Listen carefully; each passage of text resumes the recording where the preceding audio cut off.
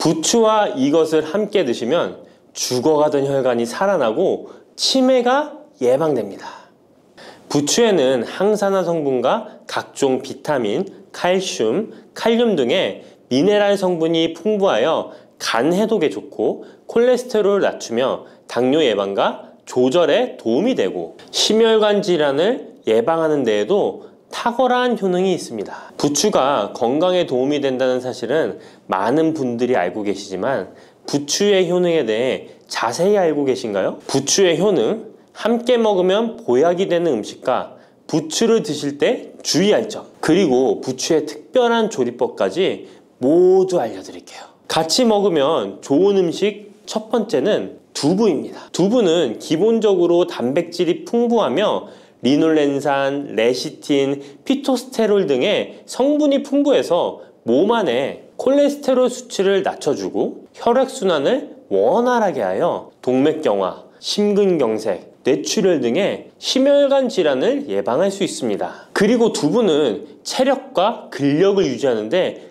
큰 도움을 주는데요. 바로 두부의 풍부한 단백질 때문이죠. 근육은 매일 일정량이 새로운 근육으로 대체되기 때문에 매일 단백질을 공급해줘야 하는데요. 우리 몸에 단백질을 공급해주기 위해 정말 유용한 음식이 두부인 것이죠. 또한 두부에는 콜린이 풍부한데 콜린은 알츠하이머성 치매를 예방하는데 탁월한 효능을 발휘합니다. 그리고 두부는 건강하게 장수하는 데 도움이 되는데요. 많은 과학자들의 연구 결과 건강하게 장수한 사람들의 특징이 식물성 단백질을 꾸준히 섭취했다는 사실을 발견했고 동물성 단백질을 식물성 단백질로 바꿔 섭취했을 때 사망의 위험성이 낮아진다는 연구 결과도 있습니다. 이런 두부와 부추가 만나게 되면 심혈관 질환을 예방하는데 시너지 효과가 나오게 됩니다.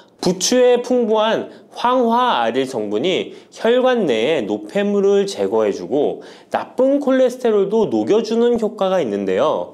그렇게 되면 혈액은 깨끗해지고 혈액순환이 원활하게 되어 심혈관 질환을 예방할 수 있습니다.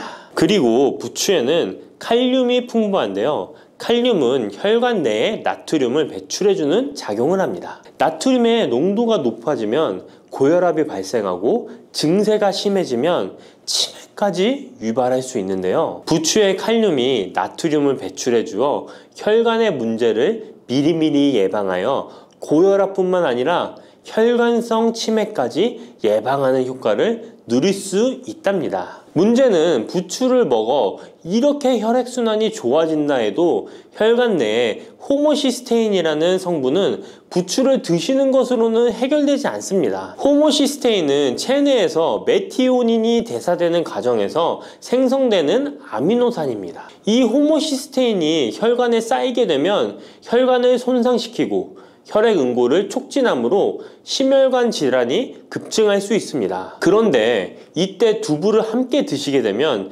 혈관 내 호모시스테인을 제거하는데 놀라운 효과를 볼 수 있는데요.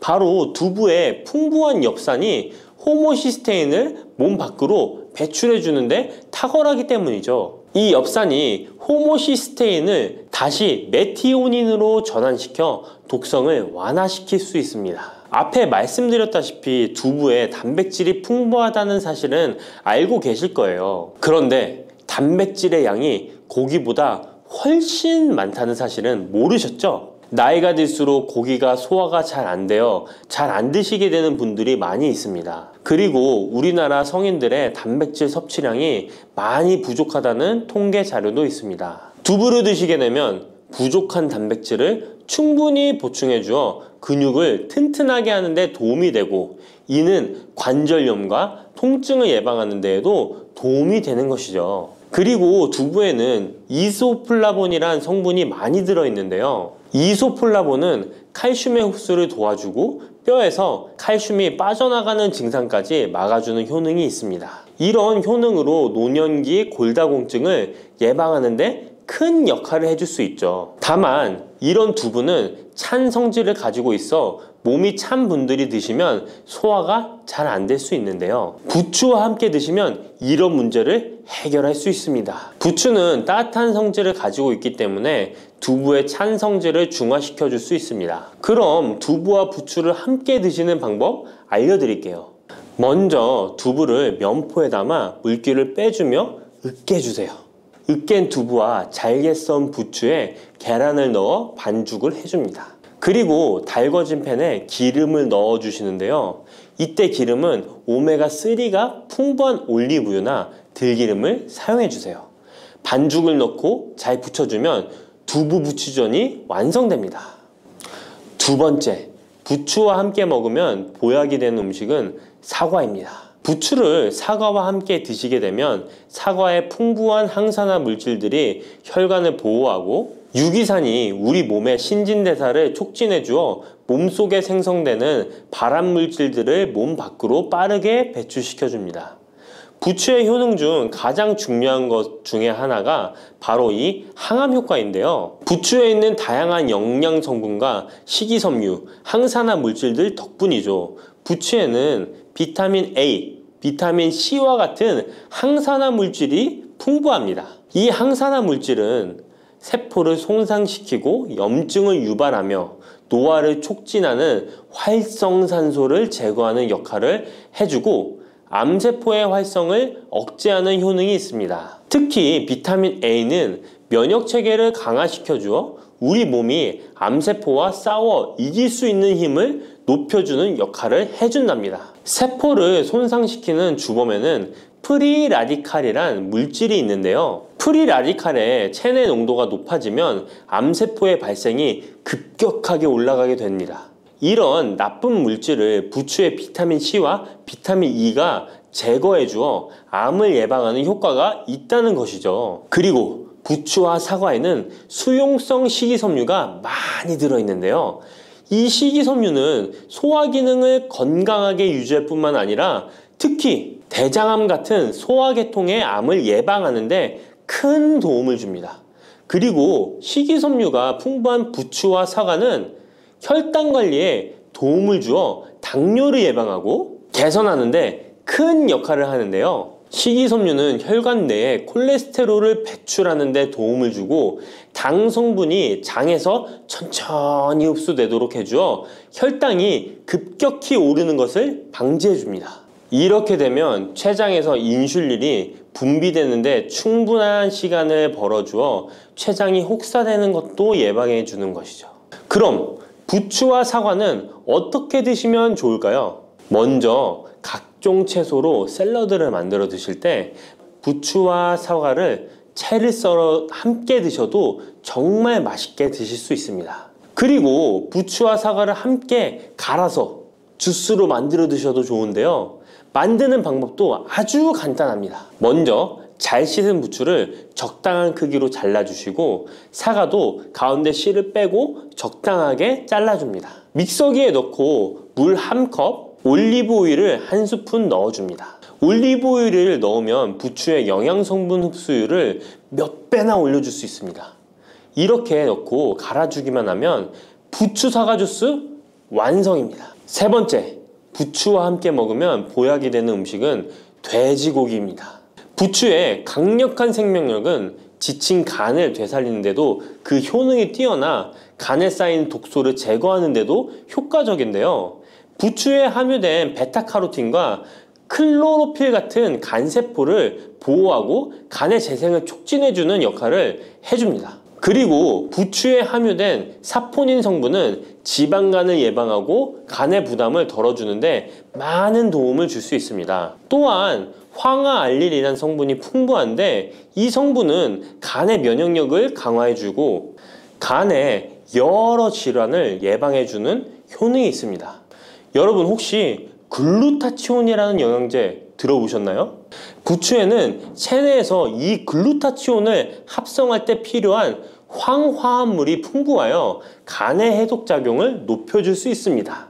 이때 돼지고기를 부추와 함께 드시면 우리 몸에 보약이 되는데요. 부추의 알레신 성분이 돼지고기의 비타민 B1의 흡수율을 높여줍니다. 또한 부추의 따뜻한 성질이 돼지고기의 찬 성질을 보완해 주어 소화가 잘 되도록 도와주고 위장 건강에 도움을 줄 수 있습니다. 그리고 영양학적으로도 서로 보완이 되어 균형 잡힌 식사가 될 뿐만 아니라 혈액순환 개선, 면역력 강화, 피로 해소, 에너지 증진, 항암 효과 등을 더 효과적으로 얻을 수 있습니다. 그렇다면 부추와 돼지고기는 어떻게 드시면 될까요? 돼지고기 수육을 부추와 함께 쌈을 싸서 드셔도 좋지만 반찬으로 만들어 먹을 수 있는 방법을 제가 알려드릴게요. 바로 돼지고기 부추볶음인데요. 먼저 부추를 적당한 크기로 잘라 준비해 주시고 돼지고기는 길쭉하고 얇게 썰어줍니다. 잘 달궈진 팬에 올리브유를 둘러주시고 부추와 돼지고기를 한 번에 넣고 볶아줍니다. 이때 대파와 다진 마늘을 넣어주시고 간장으로 간을 해주시면 됩니다. 다 볶아진 후에 들기름을 살짝 곁들여 주시면 고소함이 폭발할 뿐만 아니라 영양도 만점인 보약 반찬이 완성됩니다. 참고로 돼지고기 대신 오리고기를 사용해도 훌륭한 요리가 된답니다. 네 번째, 부추와 함께 먹으면 보약이 되는 음식은 브로콜리입니다. 브로콜리는 세계 10대 슈퍼푸드 중 하나로 선정될 만큼 건강에 좋은 채소입니다. 브로콜리에는 항산화 물질인 비타민 E, 베타카로틴, 비타민 C 등이 풍부하게 함유되어 있어 혈관 속의 활성산소를 제거하여 세포의 노화를 방지하는 효과가 있습니다. 그리고 설포라판이라는 항암 성분도 풍부하여 암세포의 성장을 억제하고 암 예방에 효과적인 놀라운 식물이죠. 또한 비타민 A가 풍부하여 눈 건강에도 아주 좋은 효능을 발휘합니다. 이 비타민 A는 부추에도 풍부하여 함께 드실 때 시너지 효과를 누릴 수 있게 되는데요. 비타민 A는 로놉신의 합성을 도와 야맹증을 예방해주고 눈의 점막을 만들어내는 효능이 있어 안구 건조증을 예방하고 눈시림 증상을 완화시켜 줄 수 있습니다. 또한 비타민 C는 활성산소를 제거하여 안구세포를 보호해주고 눈의 혈관을 건강하게 유지시켜 주어 망막이 손상되는 것을 막아줍니다. 이런 효능으로 눈이 충혈되는 것과 통증을 완화시켜 줄 수 있습니다. 눈 질환 중에 황반변성은 노인의 실명원인 1위로 매우 위험한 질병인데요. 부추와 브로콜리에 풍부하게 들어있는 비타민 E가 예방해 줄 수 있습니다. 황반변성은 안구의 급격한 노화로 인해 발생하는데 비타민 E가 노화를 막아주는 효능이 있어 황반변성을 예방하는 데 도움을 줍니다. 이 비타민 E는 비타민 C, 비타민 A와 함께 먹을 때 우리 몸에서 흡수율이 올라가는데요. 그렇기 때문에 부추와 브로콜리를 함께 먹으면 눈을 건강하게 하는데 높은 시너지 효과를 가질 수 있습니다. 그렇다면 부추와 브로콜리는 어떻게 드실 수 있을까요? 지금 바로 함께 먹는 특급 조리 방법을 알려드릴게요. 잘 씻은 부추를 적당 크기로 잘라 준비하고 브로콜리는 송이를 나누어 끓는 물에 부추와 함께 살짝 데쳐줍니다. 데친 부추와 브로콜리는 찬물에 헹군 후에 물기를 제거합니다. 간장, 식초, 설탕, 다진 마늘, 참기름을 섞어 양념장을 만들어 부추와 브로콜리를 골고루 묻혀줍니다.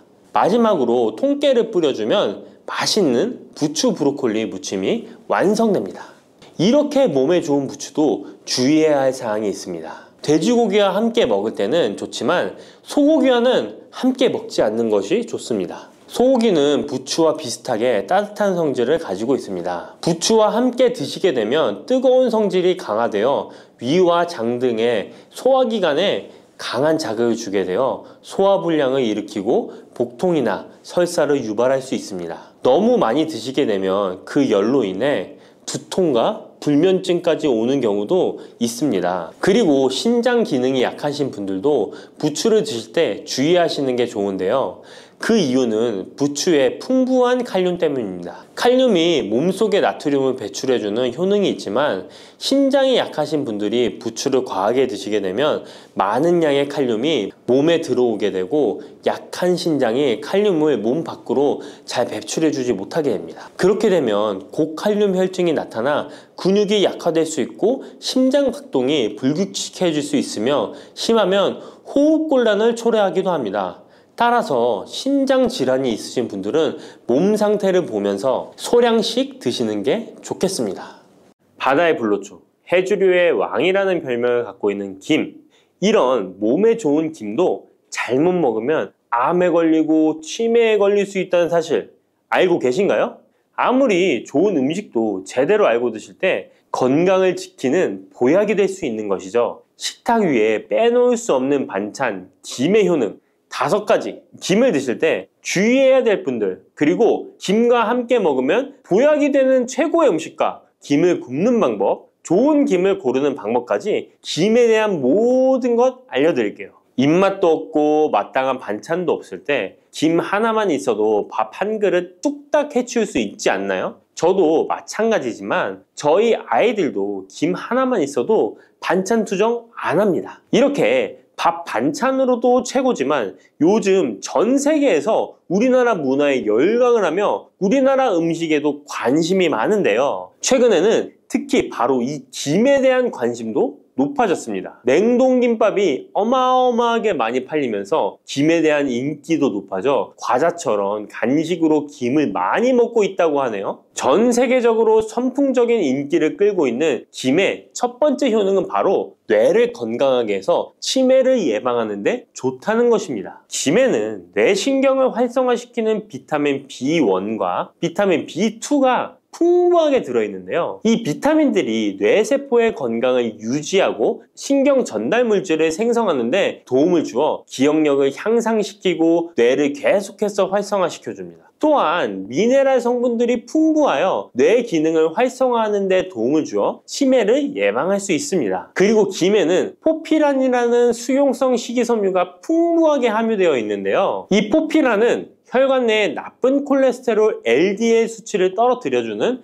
효능이 있습니다. 따라서 혈관 내의 혈전 생성을 막아주고 동맥경화도 예방하여 혈액순환을 좋게 함으로써 뇌에도 혈류를 원활하게 해주는 것입니다. 또 김에 함유되어 있는 알긴산이라는 성분이 있는데요. 이 알긴산도 콜레스테롤이 혈관에 쌓이는 것을 방지하고 몸 밖으로 배출시켜주는 역할을 해줍니다. 국립부경대학교 연구팀의 연구 결과에 따르면 알긴산은 혈관 내의 중금속과 노폐물을 흡착하여 제거하고 혈액 속 중성지방 및 콜레스테롤을 억제하여 피를 맑게 하고 성인병 예방에 놀라운 기능을 한다고 보고하고 있습니다. 이러한 성분들의 효능으로 뇌에 필요한 영양분을 충분히 공급하고 노폐물을 빨리빨리 배출할 수 있게 되어 머리도 맑아지고 뇌신경을 튼튼하게 해주는 것이죠. 이러한 김과 계란을 함께 드시면 엄청난 시너지 효과를 누릴 수 있는데요. 계란에는 비타민 B1, 2와 콜린이라는 성분이 풍부한데 이 성분들이 뇌신경을 활성화하는 데 큰 도움을 줄 수 있습니다. 그 이유를 살펴보면 콜린은 뇌의 신경 시스템에서 중요한 역할을 하는 아세틸콜린이라는 물질의 주 성분인데 아세틸콜린은 신경 전달 물질로 뇌세포 사이에서 정보를 전달하는 역할을 해줍니다. 바로 이 콜린이 충분히 공급되어야 기억력, 학습 능력, 그리고 인지 기능을 유지할 수 있습니다. 이뿐만 아니라 김은 계란에 부족한 비타민 C를 보충해주고 계란은 김에 부족한 비타민 D를 보충해줘서 서로가 정말 잘 어울리는 식품이 되는 것입니다. 계란과 김이 만나면 정말 뇌 기능에 필요한 보약이나 다름이 없는 것이죠. 김의 두 번째 효능은 식물성 단백질 공급원의 최고봉이라는 것입니다. 김에 함유된 단백질의 양은 소고기보다도 많은데요. 소고기가 단백질이 풍부하다고 알고 계시잖아요. 소고기 100g당 단백질의 함량은 20g이고요. 김 100g당 단백질의 함량은 30g입니다. 소고기보다 김에 단백질이 많이 들어있다니 놀랍지 않나요? 마른 김 5장에는 계란 1개에 함유된 단백질의 양이 들어있다고 합니다. 그런데 이 단백질에 식물성 단백질과 동물성 단백질이잖아요. 이 둘을 함께 먹을 때 더욱 흡수가 잘 되어 건강에 좋은데요. 이 김과 계란을 함께 먹을 수 있는 정말 좋은 방법 알려드릴게요.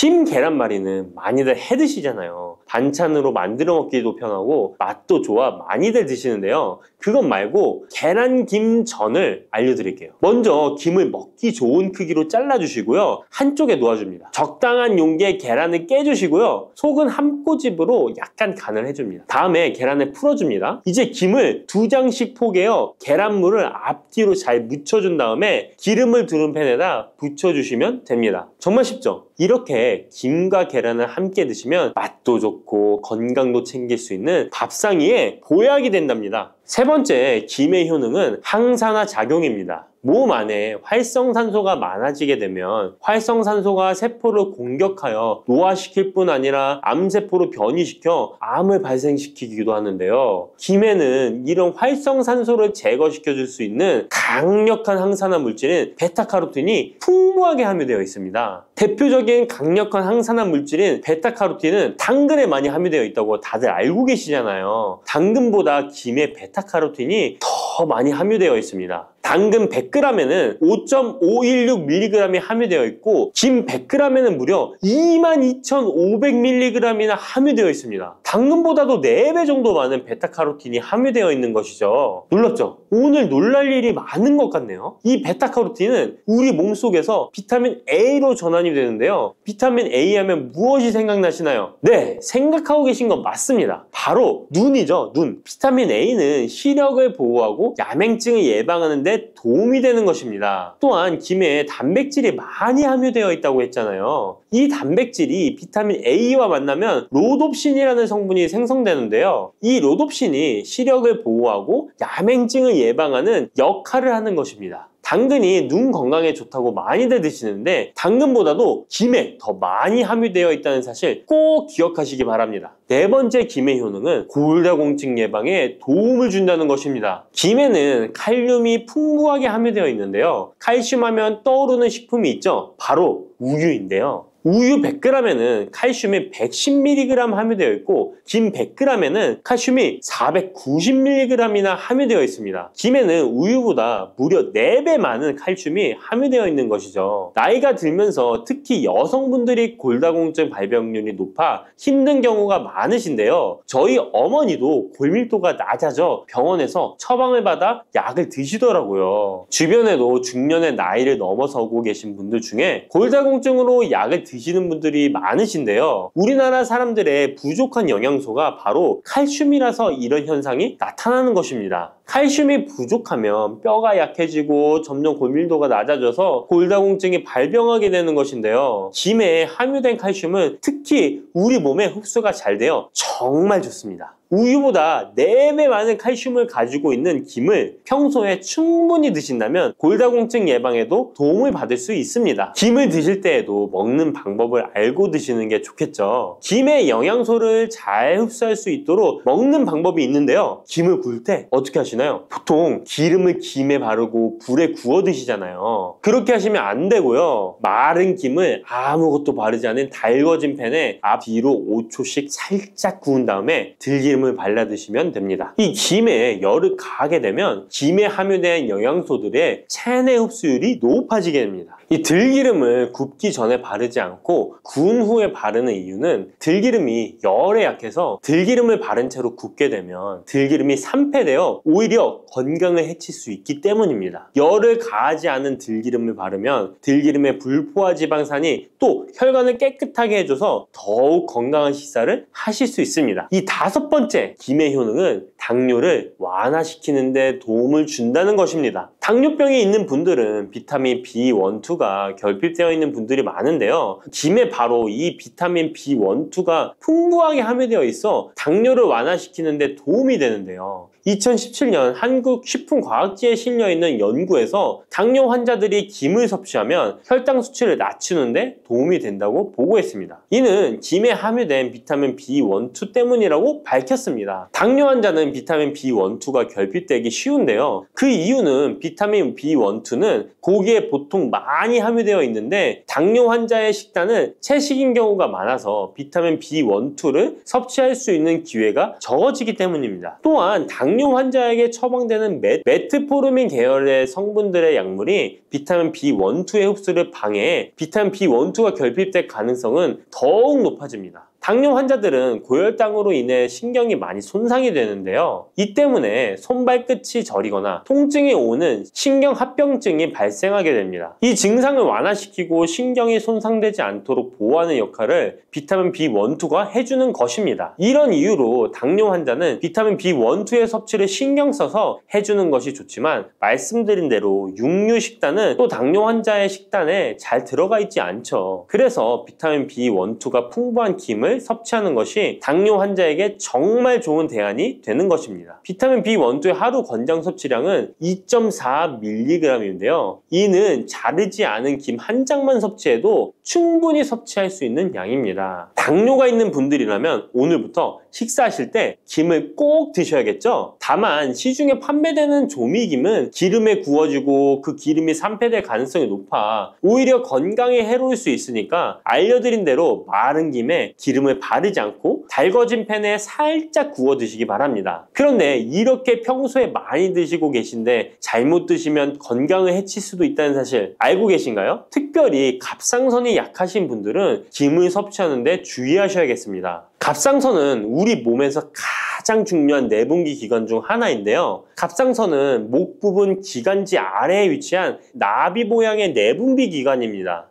중요한 여러 기능을 하지만 그 중에서도 특별히 대사율을 조절하는 기능을 합니다. 갑상선에 T3, T4 호르몬을 분비하여 우리 몸의 에너지 소비와 체온 조절을 하는데 중요한 역할을 하는 것입니다. 그리고 갑상선 호르몬은 신경 시스템의 정상적인 기능을 유지하는데 꼭 필요한데요. 이 호르몬이 제대로 분비가 되지 않아 수치가 너무 높거나 낮게 되면 우울증, 불안 증세, 기억력 감퇴 등의 문제가 발생할 수도 있습니다. 이 갑상선 호르몬 중에 요오드가 있는데요. 김에 이 요오드가 풍부하게 함유되어 있습니다. 요오드가 부족하면 체중이 늘어나고 탈모가 생길 수 있으며 만성 피로에 힘들어질 수도 있습니다. 세계보건기구에서는 요오드가 부족하면 뇌세포가 손상되고 치매가 발생할 수도 있다고 보고하고 있습니다. 이렇게 중요한 요오드, 김에 풍부하니 먹어야 되는 거 아닌가? 생각하실 수 있잖아요. 맞는 말씀이지만 예외가 있습니다. 갑상선이 약하신 분들은 김 섭취에 주의해야 된다고 했잖아요. 갑상선 저하증이나 항진증이 있는 분들이 김을 많이 드시면 오히려 건강을 해칠 수 있습니다. 건강하신 분들은 김을 많이 드셔도 호르몬 조절이 되어 문제가 없지만 갑상선에 문제가 있어 호르몬 조절이 잘 안 되는 분들은 이 요오드의 수치가 높아지게 되면 체내의 활성산소가 증가하게 되어 염증을 일으키고 갑상선염을 유발하며 심해지면 갑상선 암으로 발전시킬 수도 있습니다. 우리 한국인의 식단에는 이미 요오드의 함량이 높기 때문에 김을 조금만 드셔도 요오드의 수치가 금방 높아질 수 있습니다. 따라서 갑상선에 문제가 있는 분들은 김을 드실 때 주의하셔야 하는 것입니다. 그렇다고 요오드가 풍부한 해조류와 같은 음식을 아예 드시지 말라고 말씀드리는 게 아니라 과량 섭취만 주의하시고 적정량은 드셔도 괜찮습니다. 그렇다면 갑상선에 문제가 있는 분들이 김을 드실 때 해결 방법이 없을까요? 있습니다. 그것은 바로 마늘과 함께 드시는 겁니다. 대표적인 강력한 항암식품이 마늘이잖아요. 마늘에는 셀레늄이라는 성분이 풍부합니다. 이 셀레늄은 다량의 요오드로 인해 발생되는 활성산소로부터 갑상선을 보호하는 역할을 하게 되는 것입니다. 그래서 건강기능식품 기능성 원료로서 유해산소로부터 세포를 보호하는 작용을 한다는 효능을 가지고 있다고 우리나라 식약처에서도 인정을 해주고 있죠. 그리고 갑상선 호르몬의 생성을 도와 갑상선에 문제가 있는 분들이 드시면 호르몬 문제를 해결하는데 도움이 되는 것입니다. 또한 김에 함유된 알긴산이라는 성분이 콜레스테롤이 혈관에 쌓이는 것을 방지하고 몸 밖으로 배출시켜주는 역할을 한다고 알려드렸는데 바로 이 마늘과 함께 드시면 이 효능이 배가 돼서 혈관에 혈전이 생기는 것을 막아주어 혈관 건강에 최고의 보약이 되는 것입니다. 이렇게 좋은 김 아무거나 드시지 마시고요. 좋은 김 고르는 방법도 알려드릴게요. 좋은 김은 검붉은 색을 띠며 살짝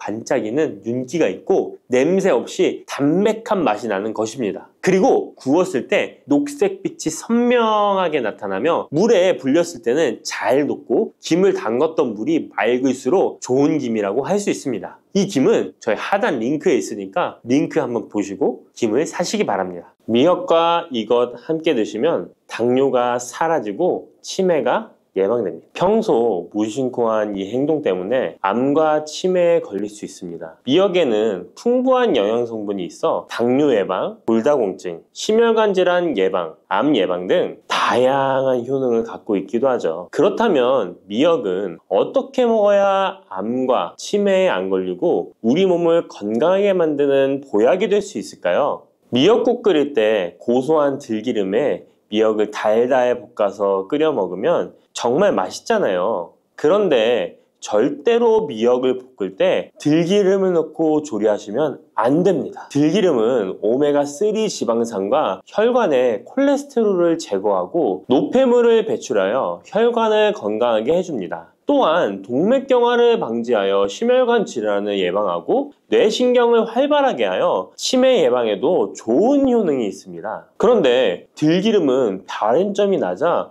열을 가하게 되면 산패가 되어 좋은 성분은 없어지고 1급 발암물질인 벤조피렌이 생성됩니다. 벤조피렌은 암을 발생시킬 뿐만 아니라 뇌 분비계의 장애를 일으키고 뇌 건강에 악영향을 주는 정말 위험한 물질입니다. 건강에 좋은 줄 알고 넣은 들기름 때문에 오히려 건강을 해치는 독을 먹는 상황이 되는 거죠. 들기름은 미역국을 다 끓인 다음에 마지막에 한 스푼 넣어 드시면 들기름의 효능과 고소한 맛을 온전히 누릴 수 있습니다. 미역과 함께 드시면 절대 안 되는 두 번째 음식은 바로 대파입니다. 다른 국이나 찌개를 끓일 때는 파를 꼭 넣는데 유독 미역국을 끓일 때는 왜 파를 넣지 않는 걸까요? 그 이유는 미역과 대파 둘 다 알긴산이라는 성분이 있는데 이 알긴산은 미끌거리는 식감이 있습니다. 함께 드시게 되면 식감이 나빠지는 이유도 있지만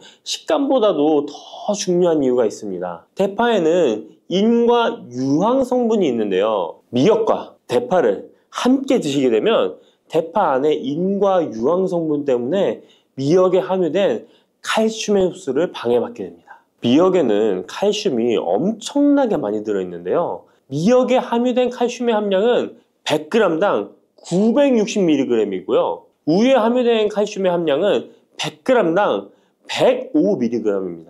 우유보다 9배 정도나 더 많다는 것이죠. 성인 기준 하루 칼슘의 권장 섭취량이 600mg에서 700mg 정도인데요. 미역국을 한 그릇만 드셔도 충분히 섭취하실 수 있는 양입니다. 우유를 소화 못 시키는 분들이 칼슘을 섭취하기 위해서는 미역이 정말 좋은 식품이 되는 거죠. 이렇게 많은 칼슘은 우리 몸의 뼈를 튼튼하게 해주고 골다공증 예방에 도움을 주는데요. 이 골다공증 예방은 50대 이후의 여성분들에게는 정말 중요한 효능입니다. 골다공증으로 인해 골반뼈가 골절이 될 경우에 65세 이상은 30%가 1년 내에 사망하고 80세 이상은 50%가 2개월 내에 사망을 할 수 있다는 통계가 있습니다. 나이가 들어갈수록 미역을 충분히 섭취하시는 것을 추천드립니다. 이런 칼슘 보충제에 정말 중요한 미역을 대파와 함께 드신다면 칼슘 흡수가 제대로 되지 않는 것이죠. 미역에 미끌미끌한 성분이 알긴산이라고 했잖아요. 이 알긴산도 우리 몸에 정말 중요한 역할을 해줍니다. 바로 알긴산은 다른 물질을 흡착하는 성질이 있어 혈관 내에 나쁜 콜레스테롤을 흡착하여 배출을 도와줍니다. 이렇게 되면 동맥경화를 예방할 수 있고 혈액순환을 원활하게 하며 심혈관 질환을 예방하는 데 도움을 줄 수 있습니다. 미역이 피를 맑게 한다고 하잖아요. 바로 이 알긴산의 효능 때문에 혈관이 깨끗해지기 때문입니다. 또한 알긴산은 장 운동을 촉진하고 배변 활동을 원활하게 하여 변비 예방에 도움을 줍니다. 이는 미역의 풍부한 식이섬유와 함께 장 건강에 도움을 주는 거죠. 미역에 함유된 풍부한 식이섬유는 당뇨 예방에 탁월한 효능을 발휘하는데요. 국립보건원에서 장년층 7,400명을 대상으로 추적 조사를 해봤는데 해조류를 전혀 먹지 않는 사람과 매일 미역국 반 그릇 이상의 해조류를 섭취한 사람의 당뇨병 발생 위험도를 조사했는데 하루에 미역국 반 그릇 이상 먹는 사람이 해조류를 전혀 먹지 않는 사람에 비해 당뇨병 발생 위험도가 20%가 낮았습니다. 미역의 풍부한 식이섬유는 급격히 오르는 혈당을 막아주는데요. 식이섬유가 소화의 속도를 늦춰주고 인슐린의 분비를 조절해주기 때문입니다. 식이섬유는 포만감을 높여주고 칼로리가 낮아 식사량을 조절하는 데 도움을 주고 체내에 노폐물과 독소를 배출하여 체중을 감량하는 데도 도움을 주어 다이어트 식품으로도 많이 활용되고 있습니다. 미역국은 또 아이를 출산한 산모들이 반드시 먹는 음식인데요. 미역의 풍부한 요오드는 출산 후 늘어난 자궁을 수축시켜주는 데 도움을 주며 모유가 잘 나오도록 도와줍니다. 또한 요오드는 피를 멎게 하여 상처를 빨리 아물게 하는 역할도 해줍니다. 칼슘과 철분이 풍부하여 출산 후에 흥분된 신경을 안정시켜주고 혈액의 생성을 도와 산모의 빈혈 예방에 도움을 주게 됩니다. 또한 칼륨이 풍부한데요. 칼륨은 체내 나트륨을 배출해주는 역할을 해줘 산모의 부종을 완화시켜주는데 탁월하기도 합니다. 그리고 요오드는 산모에게 좋을 뿐만 아니라 신진대사를 촉진하여 몸에 에너지를 보충해주는 역할을 합니다. 요오드가 부족할 때 나타나는 증상들이 있는데요. 몸에 기력이 없다고 하죠. 힘이 없고 피로감이 높아지게 됩니다. 신진대사가 원활하지 않기 때문에 몸의 영양소를 소모하지 않게 되어 체중이 증가하게 되고요. 피부가 건조해져 거칠어지고 탈모도 일어날 수 있습니다. 나이 들면서 인지 능력이 떨어지는 것도 요오드 부족의 한 현상일 수도 있습니다. 요오드가 부족하면 우리 몸의 호르몬의 중추적인 역할을 하는 갑상선에 문제가 생기는데요. 바로 갑상선 저하증이 생길 수 있습니다. 이러한 문제들을 미역을 섭취함으로 예방할 수 있는 건데요. 요오드의 하루 권장 섭취량은 2.4mg입니다. 미역국 한 그릇에는 요오드가 약 1.1mg 정도 함유되어 있으니 미역국은 하루에 한두 그릇만 드시길 바랍니다. 요오드는 과하게 섭취하게 돼도 문제가 생기는데요. 요오드의 섭취량이 많아지면 갑상선염이나 다른 갑상선 질환도 유발할 수 있습니다. 특별히 갑상선이 약하신 분들은 미역을 섭취하는데 주의하셔야겠습니다. 갑상선은 우리 몸에서 가장 중요한 내분비 기관 중 하나인데요. 갑상선은 목 부분, 기관지 아래에 위치한 나비 모양의 내분비 기관인데요. 중요한 여러 기능을 하지만 그 중에서도 대사율을 조절하는 역할이 있습니다. 갑상선에 T3, T4 호르몬을 분비하여 우리 몸의 에너지 소비와 체온 조절을 하는데 중요한 역할을 하게 됩니다. 갑상선 호르몬은 신경 시스템의 정상적인 기능을 유지하는데 꼭 필요한데요. 호르몬이 제대로 분비되지 않아 수치가 너무 높거나 낮게 되면 우울, 불안 증세, 기억력 감퇴 등의 문제도 발생할 수가 있습니다. 이 갑상선 호르몬에 영향을 미치는 것 중에 요오드가 있는데요. 요오드가 부족하면 세계보건기구에서는 뇌세포가 손상되고 치매가 발생할 수 있다고 보고하고 있습니다. 갑상선 저하증이나 항진증이 있는 분들이 요오드가 많은 미역을 많이 드시면 오히려 건강을 더 해칠 수가 있습니다. 건강하신 분들은 미역을 많이 드셔도 호르몬 조절이 잘 되어 문제가 없지만 갑상선에 문제가 있어서 호르몬 조절이 잘 안 되는 분들은 이 요오드의 수치가 높아지게 되면 체내에 활성산소가 증가하게 되어 염증을 일으키고 갑상선염을 유발하고 극히 드물지만 심해지면 갑상선 암으로도 발전시킬 가능성도 있습니다. 따라서 갑상선에 문제가 있는 분들은 미역을 드실 때 주의하셔야 합니다. 날이 갈수록 암의 발병률이 높아지고 있어서 암에 대한 관심도가 높아지는 것이 사실이죠. 이처럼 미역에는 강력한 항암 효과가 있어 건강식품으로도 아주 좋은데요. 미역에는 요오드, 식이섬유, 칼슘, 비타민 등 많은 영양소가 있다고 했잖아요. 그런 것보다 훨씬 중요한 것이 있습니다. 바로 후코이단이라는 성분인데요.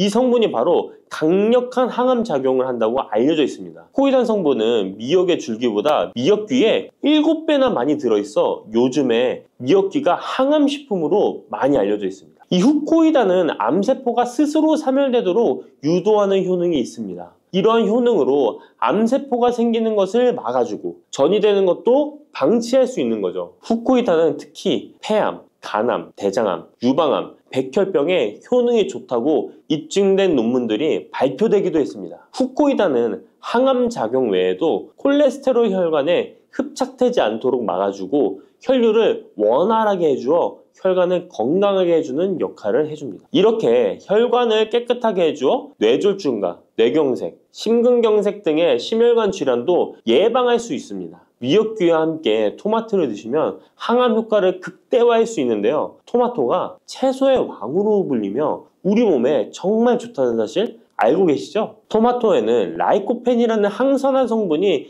풍부하게 함유되어 있습니다. 라이코펜은 강력한 항산화 작용으로 몸 안의 활성산소를 제거하여 혈관을 건강하게 하고 염증을 제거하여 노화를 예방할 뿐만 아니라 미역의 후코이단과 만나 암세포를 제거하는 강력한 항암작용을 하게 됩니다. 미역과 함께 드시면 효과가 극대화되는 음식으로는 두부가 있습니다. 콩으로 만든 두부는 식물성 단백질이 풍부해서 건강식품으로 우리 식탁에 정말 많이 올라오죠. 두부에는 단백질뿐만 아니라 사포닌 성분도 풍부하게 함유되어 있습니다. 사포닌은 인삼, 홍삼, 더덕 등에도 풍부하게 함유되어 있는 성분인데요. 이 사포닌은 면역력을 강화하고 체내의 활성산소를 제거하여 노화를 방지하고 항암작용도 하여 암을 예방하기도 합니다. 정말 기적과 같은 성분입니다. 그런데 이 사포닌의 단점이 체내에 요오드를 배출하여 요오드 결핍이 있는 분들은 주의하셔야 하는데 미역과 함께 드신다면 미역에 함유된 풍부한 요오드와 사포닌의 만남으로 미역의 섭취로 과다할 수 있는 요오드의 양을 두부의 사포닌이 배출시켜주어 걱정 없이 드실 수 있게 되는 것이죠. 칼슘은 뼈를 튼튼하게 만들어준다고 상식적으로 알고 계시잖아요. 우리 몸에는 칼슘이 많아도 골다공증이 생긴다는 사실 들어보셨나요? 칼슘이 풍부한 우유를 많이 마시는 덴마크나 스웨덴 같은 나라에서 골다공증이 많다고 합니다. 오히려 많은 칼슘이 오히려 혈관이나 심장에 쌓여서 석회화를 일으켜 건강을 해치게 되는데요. 그렇다고 칼슘이 많은 음식을 안 먹을 수도 없고 어떻게 해야 할까요? 걱정하지 마세요. 해결책 바로 알려드릴게요. 그것은 바로 계란과 함께 드시면 해결됩니다. 계란에 들어있는 다양한 영양 성분이 오스테오칼신이라는 단백질을 활성화시켜 주는데 이 단백질은 뼈를 강화하고 칼슘이 뼛속으로 제대로 흡수할 수 있도록 도와줍니다. 이 오스테오칼신을 활성화해주는 역할을 하는 게 비타민 K2인데 우리나라에서는 허가가 늦게 나서 그동안 정식으로 섭취 못했던 비타민 K2도 지금은 허가가 나서 요새 영양제를 보면 칼슘과 마그네슘, 비타민 D와 비타민 K까지 같이 들어있어 칼슘의 흡수를 더욱 용이하게 만들어주는 영양제도 쉽게 찾아볼 수 있습니다. 그런데 이렇게 칼슘을 아무리 많이 섭취해도 흡수가 안 돼 그대로 혈관에 남게 되면 쌓이고 쌓여서 석회화를 유발시킬 수 있겠죠? 이처럼 미역과 계란을 함께 섭취하면 칼슘의 흡수를 도울 뿐 아니라 우리 몸의 pH 균형을 잡아주는 데도 중요한 역할을 해줍니다. 미역은 알칼리성 식품이고 계란은 산성 식품으로 같이 섭취하면 약알칼리성 상태로 유지시켜줍니다. 게다가 소화에도 좋고 미역은 단백질과 잘 어울리니 계란과 함께 먹으면 소화도 잘 되고 우리 몸의 흡수도 잘 된답니다.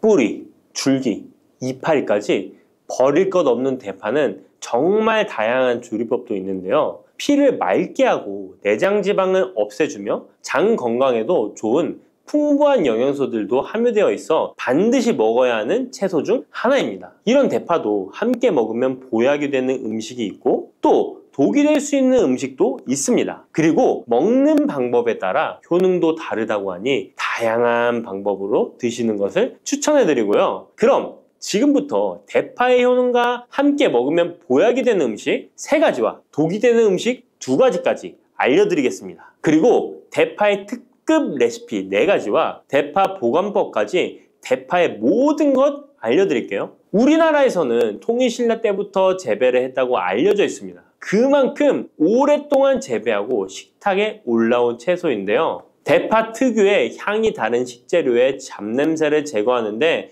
탁월한 효과가 있어서 생선이나 고기류의 냄새를 제거하는 향신료로도 많이 사용되고 있죠. 뿐만 아니라 물에 넣고 끓이게 되면 감칠맛이 좋아져서 다양한 육수와 채소를 만드는 데에도 빠지지 않고 들어가는 재료이기도 합니다. 이런 대파의 첫 번째 효능이 바로 내장 지방을 싹 빼준다는 것입니다. 대파에는 특유의 향과 알싸한 매운맛을 나게 하는 성분이 있는데요. 이 성분이 바로 황화알릴이라는 성분입니다. 이 황화알릴은 대파에 열을 가해 굽게 되면 프로필메르캅탄이라는 성분과 아조엔이라는 성분으로 변하게 되는데요. 대파를 구울 때 매운맛을 내는 성분은 휘발이 되어 없어지고 단맛이 나는 성분이 생성되는데 그 성분이 바로 프로밀메르캅탄입니다. 이 프로밀메르캅탄의 단맛 강도가 설탕 단맛의 강도보다 무려 50배나 강해서 대파의 단맛이 좋아지는 건데요. 정말 놀랍지 않나요? 근데 단맛 하면 당뇨가 있는 분들은 혈당이 많이 오를까봐 걱정되시잖아요. 이 성분은 설탕과는 달리 혈당을 오르게 하지 않아서 당뇨가 있는 분들도 전혀 부담 없이 드실 수 있는 단맛입니다. 또 열을 가하면 아조엔이라는 성분이 만들어진다고 했잖아요.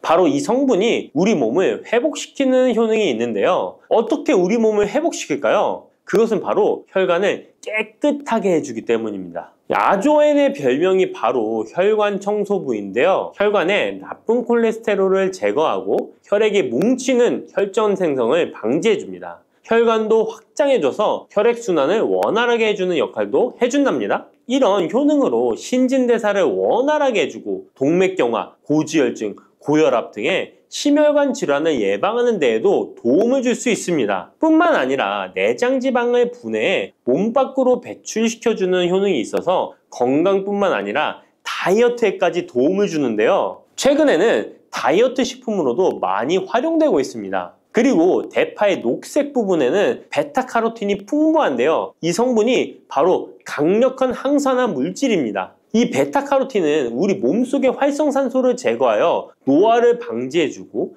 피부의 탄력을 유지하여 주름을 예방하는 효과도 탁월하여 피부 미용에도 좋은 영양소입니다. 그리고 면역세포의 기능을 강화해주어 감기나 독감 등의 질병을 예방하고 알레르기 반응을 억제해주는 효과도 있습니다. 또한 베타카로틴은 눈의 피로도 해소해주는데요. 시력을 보호하고 야맹증과 안구건조증을 예방하는 데에도 도움을 줄 수 있습니다. 대파의 베타카로틴은 구울 때 2.5배나 증가한다고 하는데요. 이런 대파의 효능을 극대화해 먹을 수 있는 방법이 있습니다. 대파의 특급 레시피 소개해드리겠습니다. 우선 대파를 깨끗하게 씻어주시고요. 5cm 정도로 잘라주십니다. 대파를 반으로 갈라주셔도 되고 그냥 사용하셔도 됩니다. 기름을 두르지 않은 팬에다가 대파를 올려서 구워주시는데 앞뒤로 골고루 약간 탄 것 같이 잘 구워줍니다. 이제 장을 만들어 줄 건데요. 물을 2컵 넣어주시고요. 간장을 반컵 넣어줍니다.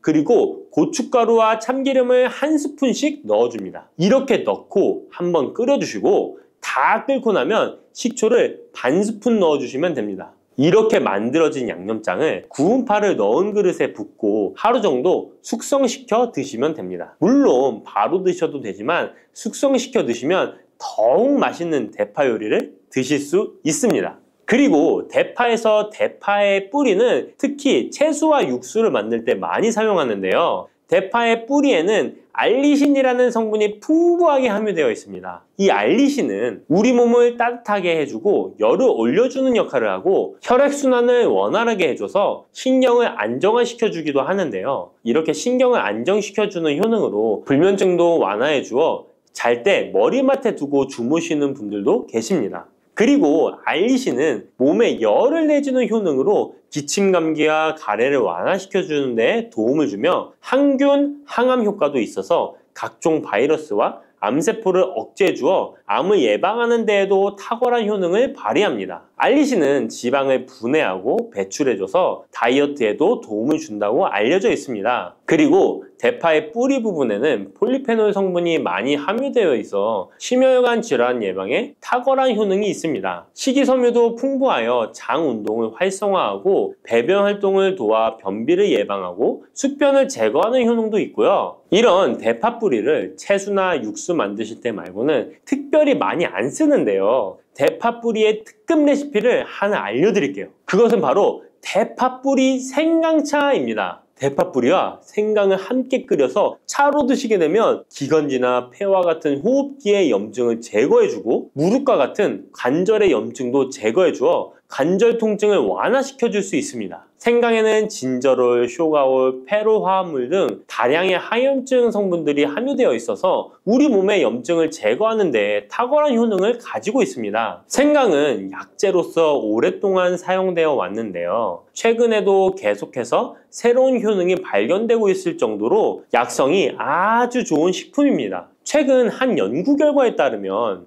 생강에는 소염 진통제로 많이 사용되는 이부프로펜과 비슷한 항염증 효과가 있고 류마티스 관절염을 완화시키는 데에도 효과가 있는 것으로 밝혀졌습니다. 그럼 지금부터 대파 뿌리 생강차 만드는 방법을 알려드리겠습니다. 먼저 생강을 물에 넣고 끓여주시고요. 처음에는 강불로 해주시고 끓기 시작하면 중불로 줄여서 20분 정도 더 끓여줍니다. 그 후에 대파 뿌리도 넣고 3분 정도 더 끓여주시면 됩니다. 이렇게 끓인 물에서 생강과 대파 뿌리는 건져주시고 따뜻할 때 드시거나 냉장고에 넣고 시원하게 드셔도 됩니다. 이렇게 대파 뿌리와 생강을 함께 끓여 차로 드시면 효과를 극대화할 수 있는데요. 다만 평소에 소화가 잘 안 되시고 위가 약하신 분들은 이렇게 끓인 대파 뿌리 생강차에 물을 섞어서 연하게 드시는 것을 추천해 드립니다. 이렇게 해서 하루에 한 번, 두 번 꾸준히 드신다면 감기 걱정도 없고 염증을 완화시켜 관절염으로 인한 통증도 줄일 수가 있을 거예요. 그리고 대파와 함께 드시면 보약이 되는 식품에는 무도 있습니다.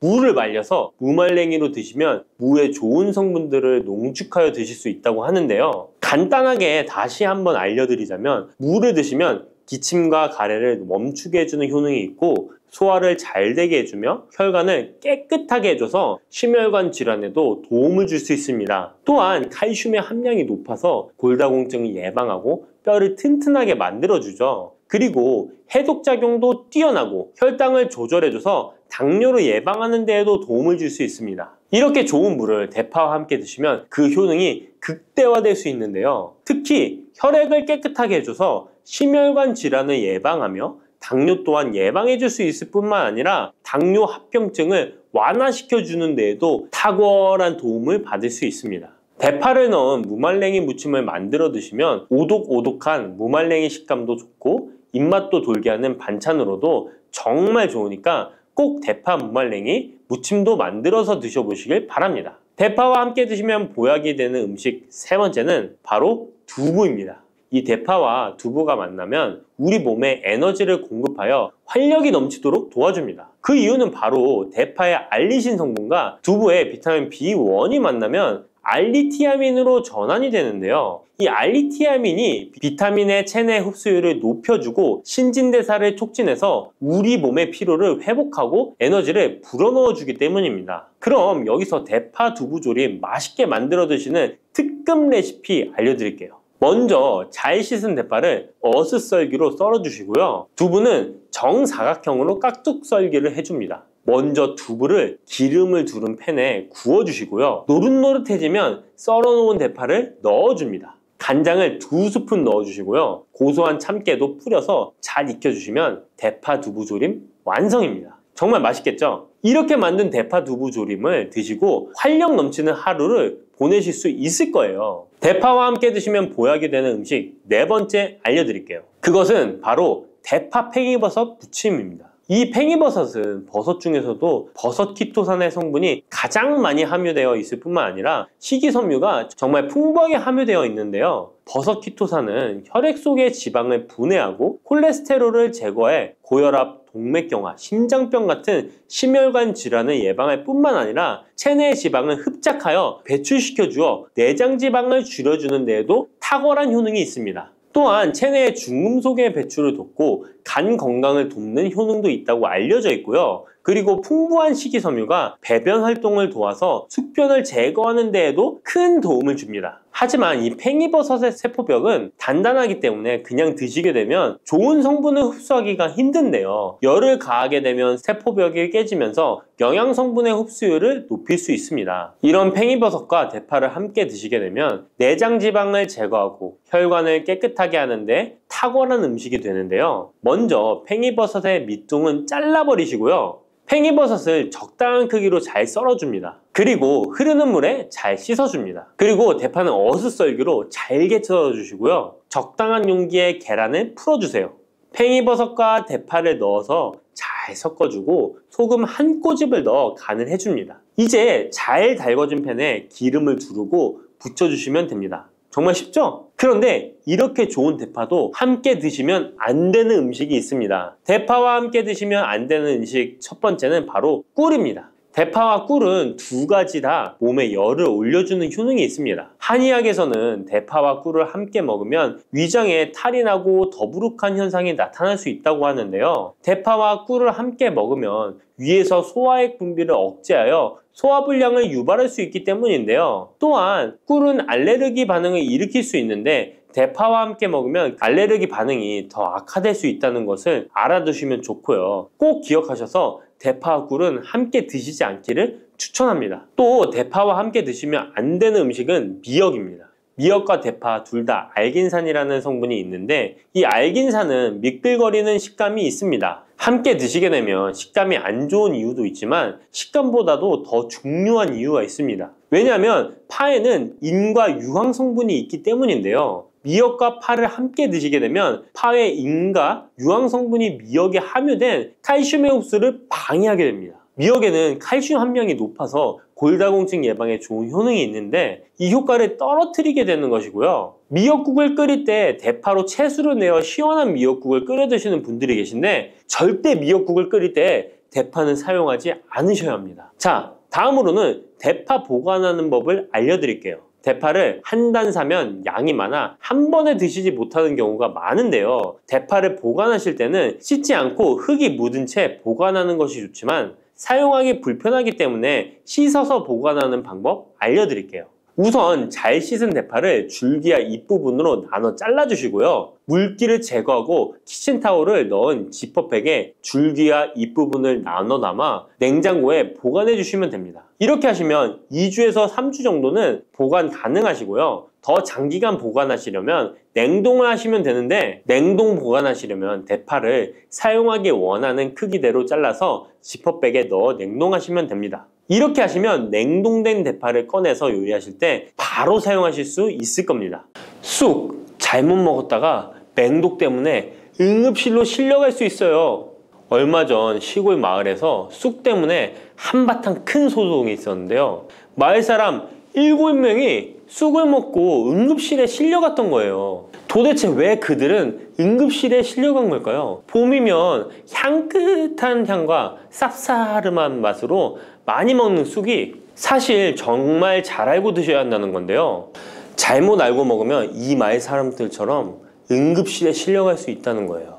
그럼 지금부터 쑥 드실 때 주의할 점, 그리고 쑥을 드시면 안 되는 분들, 쑥과 함께 드시면 안 되는 음식, 쑥의 효능, 쑥과 함께 드시면 보약이 되는 음식에는 어떤 것이 있는지 쑥 건강하게 먹는 방법까지 알려드릴게요. 우리나라에 자라는 쑥의 종류가 40종이 넘고 쑥과 비슷하게 생긴 독초도 있어 채취 시 주의해야 합니다. 먼저 오초라는 독초가 있는데 쑥과 비슷하여 해마다 오초를 섭취하고 병원에 실려오는 환자들이 있습니다. 이 오초는 조선시대에는 사약을 만들 때 사용할 정도로 맹독을 가지고 있습니다. 많이 자랐을 때는 쑥과 어느 정도 구분이 되지만 어린 잎인 새수는 쑥과 너무 비슷해서 이런 사고가 자주 발생하게 됩니다. 그리고 쑥은 아무 데서나 채취해서 드시면 안 되는데요. 그 이유는 바로 중금속 때문입니다. 도심이나 하천,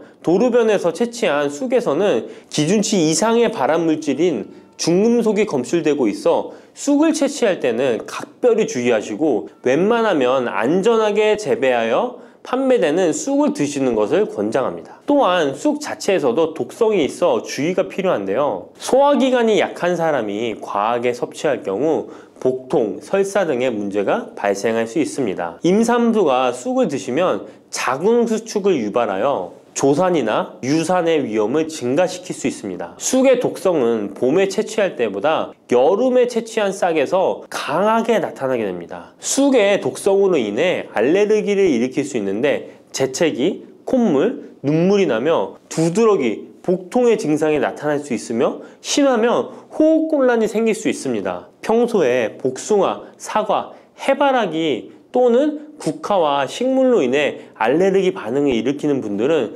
특별히 주의하셔야 합니다. 몸에 열이 많은 분들도 쑥을 함부로 드시면 안 됩니다. 쑥이 몸에 좋다고 하여 계피, 대추 또는 각종 야채를 넣어 차를 끓여 드시기도 하고 물 대신 드시거나 쑥즙을 내어 드시는 분들이 계신데요. 평소 몸에 열이 많은 분들은 절대 이렇게 드시면 안 됩니다. 한의학에서 생쑥은 따뜻하고 익힌 쑥은 뜨겁고 매운 성질을 가지고 있는 식물이라고 합니다. 몸에 열이 많은 분들이 쑥을 저렇게 드시면 몸에 지나치게 많은 열이 발생해 특히 가슴과 머리 쪽으로 올라가게 되는데 이 열로 인해 혈압이 올라가고 심장병의 원인이 될 수도 있습니다. 이런 쑥을 드실 때는 함께 먹는 음식도 중요한데요. 절대로 함께 드시면 안 되는 음식은 우유입니다. 요즘 쑥을 이용해 케이크도 만들고 음료로 쑥 라떼 같은 것도 인기가 높은데요. 쑥의 효능들이 우유와 함께 먹으면 전부 사라지게 되는데요. 우유의 카제인 단백질이 쑥에 있는 폴리페놀과 결합하여 몸에 흡수되지 않고 배출되도록 만들기 때문입니다. 따라서 아무리 좋은 쑥도 우유와 함께 드시면 전혀 소용이 없다니 정말 아쉽죠. 이때 한 가지 방법이 있습니다. 우유 대신 아몬드유나 오트밀 같은 대체유를 사용하시면 이런 문제는 바로 해결이 가능해요. 그렇다면 쑥은 이렇게 주의할 점만 있을까요? 당연히 쑥에는 우리 몸에 좋은 효능들이 많은데요. 쑥의 효능 4가지 바로 알아볼게요. 첫 번째, 쑥의 효능은 염증 제거에 탁월한 효능을 발휘합니다. 쑥은 예로부터 약초로 많이 사용되어 왔고 현대 한의학에서도 쑥은 약재로 많이 사용하고 있습니다. 특히 쑥은 민간요법으로 상처에 붙여 감염을 방지하거나 혈관 내의 염증을 제거하는 데 사용되었는데요. 이러한 쑥의 사용법은 과학적으로도 올바른 방법으로 인정되고 있습니다. 이러한 항염증 효능은 쑥에 함유된 타닌 성분 때문인데요. 타닌은 몸속에 유해물질을 배출하는 데 도움을 주며 쑥 특유의 떫은 맛을 내는 역할도 하지만 항염, 항알러지 작용으로 아토피와 같은 알러지 체질을 개선하는 데 도움을 주기도 합니다. 그리고 혈액 정화 작용을 해주는 클로로필 성분이 풍부하여 혈관 내에 나쁜 콜레스테롤을 흡착하여 배출해주어 혈액순환을 원활하게 해줍니다. 이뿐 아니라 클로로필은 혈액 내에 해로운 병균을 제거해주는 백혈구의 수를 늘려 염증을 억제하는 데 탁월한 효능을 발휘해줍니다. 두 번째 쑥의 효능은 당뇨 개선에 탁월합니다. 쑥에는 이눌린이라는 수용성 식이섬유가 풍부한데요. 이 성분은 장에서 포도당의 흡수를 느리게 만들어 식후의 혈당이 급격히 오르는 것을 예방해 줍니다. 건강한 성인을 대상으로 한 최근의 한 연구에서는 이들이 쑥 추출물을 먹고 난 후에 식후 혈당이 눈에 띄게 낮아진 결과를 확인할 수 있었습니다. 그리고 클로로겐산이라는 성분이 많아 간에서는 포도당의 합성을 억제하고 근육에서는 포도당의 이용을 촉진해서 혈당 조절에 큰 역할을 해준답니다. 실제 연구에서도 클로로겐산은 공복 혈당과 당화혈색소가 크게 낮아지고 인슐린 감수성이 높아진 사실도 밝혀졌습니다. 그런데 이 두 가지 성분보다도 훨씬 더 중요한 것이 있는데요. 그것은 바로 시네올입니다. 시네올이 혈당 조절에 결정적인 역할을 하는데요. 췌장의 베타세포를 자극하여 인슐린 분비를 촉진시키며 말초 조직에서는 인슐린 감수성을 높이는 역할을 합니다. 시네올 말고도 쑥에는 이눌린, 클로로겐산, 폴리페놀 등 여러 생리활성 물질들이 복합적으로 작용해서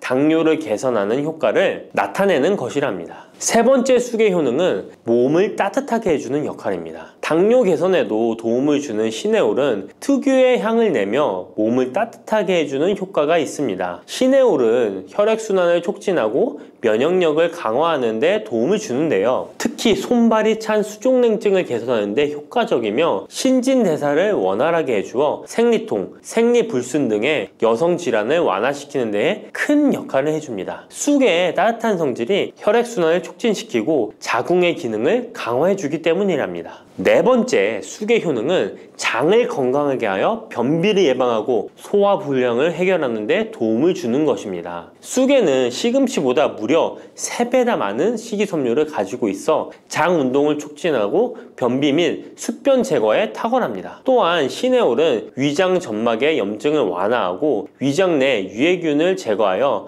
소화장애를 예방하는 데 도움을 줍니다. 그리고 쑥에 함유된 비타민 A는 장내의 점막을 보호하여 장 건강을 유지하는 데 도움을 주며 항산화 작용에 뛰어난 비타민 C는 장내 유해균을 제거해 주어 장내 환경을 건강하게 해줍니다. 평소 소화가 잘 되지 않는 분은 쑥을 섭취하셔서 답답하고 더부룩한 증상을 해결하면 정말 좋겠죠? 근데 쑥을 드실 때 쑥만 드시는 게 아니잖아요. 다른 음식들과 같이 드시는데 쑥도 궁합이 맞는 음식이 따로 있다는 거 아시나요? 이렇게 몸에 좋은 쑥도 함께 드시면 보약이 되는 찰떡궁합 음식이 있습니다. 쑥과 함께 드시면 보약이 되는 첫 번째 음식은 쌀입니다. 쑥하면 생각나는 음식이 쑥떡 아닌가요? 어릴 적 쑥개떡을 맛있게 먹었던 기억이 있는데요. 쑥떡은 우리나라 사람들에게 사랑받는 음식입니다. 많은 분들이 나이가 들며 당뇨도 많이 생기고 혈당이 오르는 것을 염려하여 쌀밥을 줄이시는 경우가 많이 있는데요. 쌀은 우리 식단에서 빼놓을 수 없죠. 쌀은 70% 이상이 녹말로 구성되어 있어 우리 몸에 필요한 에너지를 제공하는 핵심 원료입니다. 이 녹말은 우리 몸에 거의 완벽하게 흡수되는데요. 쌀에는 6% 이상의 단백질도 함유되어 있어 근육에 필요한 활력과 에너지를 보충해주는 역할도 합니다. 하지만 쌀에는 지방,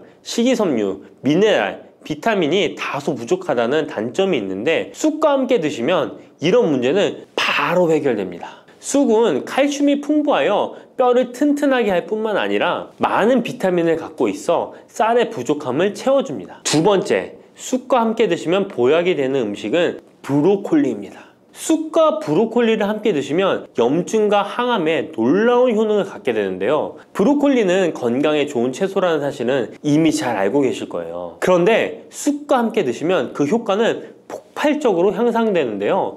우선 철분의 흡수율이 2배 이상 높아집니다. 특히 철분이 부족한 산모뿐만 아니라 모든 연령대의 여성들에게 좋은 식품이 됩니다. 그리고 서로의 무기질과 비타민의 구성이 좋아 염증 해소에 정말 대단한 시너지 효과를 발휘하게 되는데요. 혈액이 산성화되어 염증이 생기는 것을 원천 차단해주고 세균에 대한 저항력도 길러주어 최고의 항암식품이 된답니다. 쑥과 브로콜리의 식이섬유가 함께 작용하면 놀라운 효능을 발휘합니다. 쑥에는 아테미신산이라는 식이섬유가 풍부한데 이 성분이 간에서 중성지방의 제사를 원활하게 하는데 도움을 줍니다. 이렇게 되면 지방간도 해결되며 몸에 지방이 저장되는 것을 막아주어 다이어트와 붓기 제거, 특히 뱃살 제거에 탁월합니다. 세 번째, 쑥과 함께 드시면 보약이 되는 음식은 계란입니다. 쑥과 함께 계란을 드시면 나이가 들면 많이 생기는 신경통과 손발 저림 증상을 해결할 수 있습니다. 특별히 여성들에게 도움이 많이 되는데요. 쑥의 따뜻한 성질로 인해 혈액순환이 잘 되고 몸의 붓기와 독소를 제거해주는 효과가 좋아 신경통, 저림 같은 증상을 진정시키는데 놀라운 효능을 발휘하는 것입니다. 계란의 단백질과 쑥이 만나 근육을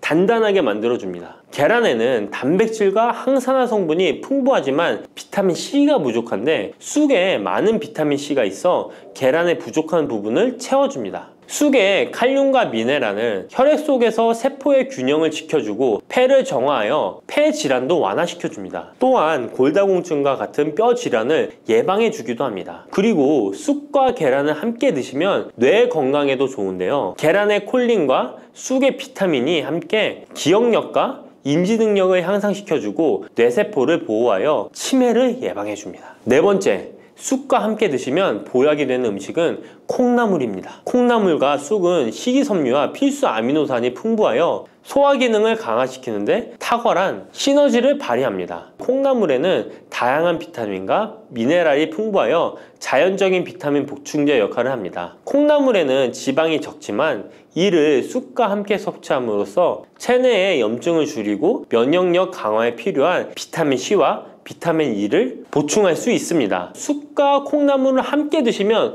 피부 건강에도 매우 유익합니다. 콩나물이 함유된 실리카와 쑥의 비타민이 함께 작용하여 피부 탄력과 보습을 개선할 뿐만 아니라 노화를 예방하니 정말 좋은 궁합인데요. 쑥과 함께 먹으면 좋은 음식은 이렇게 많은데요. 그렇다면 쑥은 어떻게 먹어야 건강하고 맛있게 먹을 수 있을까요? 쑥떡 같은 음식은 이미 잘 알고 계시죠? 쑥을 잘 세척하여 말린 다음에 가루로 만들어 두시면 여러 요리에 사용하기 편리하고 오랫동안 보관하기에도 좋아요. 요거트에 쑥가루를 섞어 드시면 혈당 관리와 더불어 장 건강에도 도움이 됩니다. 밥 지을 때 잡곡과 함께 쑥을 넣어도 좋고 쑥 부침개, 쑥 전병 등을 만들어 드셔도 맛과 향이 좋습니다. 계란물에 쑥가루를 넣어 계란말이를 해 드셔도 되고 계란찜이나 계란국에 쑥을 넣어 드셔도 됩니다. 계란찜이나 계란말이를 만들 때 브로콜리까지 넣어 드시면 건강에 더욱 좋은 음식이 된답니다.